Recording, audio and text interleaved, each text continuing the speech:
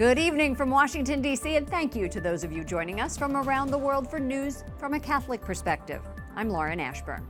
The United States gains a new ambassador at large for international religious freedom, with some last-minute help from the vice president.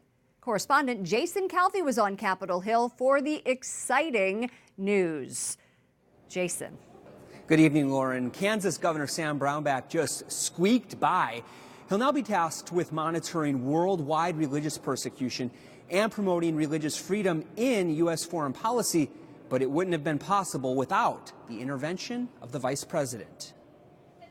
The clerk will report the motion to invoke cloture. Cloture motion. We, the undersigned senators, do hereby move to bring to a close debate on the nomination of Samuel Dale Brownback. Tense minutes on the Senate floor with the nomination of the religious freedom ambassador hanging in limbo. On this vote, the yeas are 49, the nays are 49. Republican leaders summoned the vice president to break the tie on a procedural vote. And then again, 2.5 hours later, on the final confirmation vote. The vice president votes in the affirmative, and the nomination is confirmed.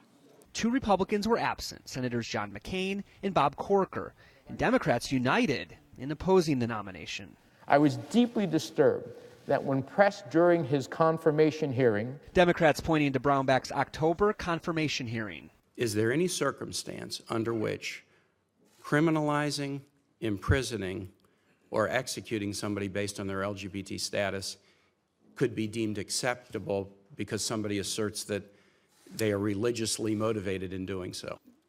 I don't know what that would be, in what circumstance. But Republican Ted Cruz of Texas tells me Brownback will be excellent. The position is a vitally important position. It's a position charged with protecting religious liberty. It's a position charged with speaking out for those who are persecuted because of their faith. I think Governor Brownback will do an excellent job. President Trump nominated Brownback back in July. At the rate we're going, we will get everybody confirmed in about 11 years, and that's not acceptable.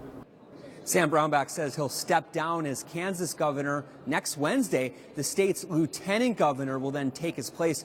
We're told to expect Brownback's swearing in as religious freedom ambassador within a month. Lauren?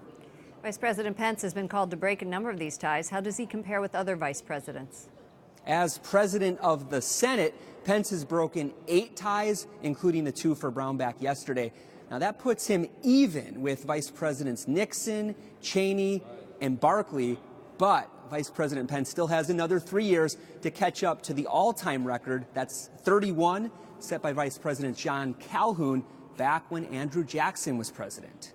Yeah, searching the history books. Jason Calvi, correspondent. Thank you so much.